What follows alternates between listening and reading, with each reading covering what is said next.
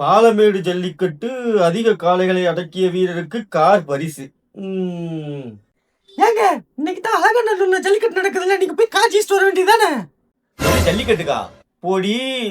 அட என்னங்க நீங்க ஆபீஸ்ல டிஎல் அடக்கிருக்கீங்க, மேனேஜர் அடக்கிருக்கீங்க, இவ்வளவு ஏன் யாருக்குமே அடங்காத என்னையவே அடக்கிருக்கீங்க, எங்க வீட்டு சொந்தங்களை அடக்கிருக்கீங்க, ஒரு மாட்டு அடக்க மாட்டீங்களா?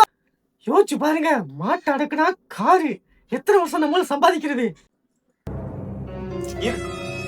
நீங்க போறீங்க, அப்படி ஒரு பிடி பிடிக்கிறீங்க, கார் வாங்கிட்டு வாரீங்க.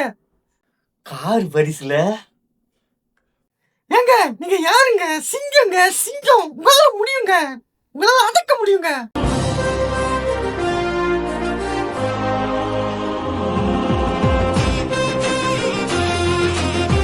அதானே அப்படி திமில அப்படி பிடிச்சு அப்படியே ஒரு 4 ஓட்ட ஓடணும்னா முடிஞ்சு போச்சு.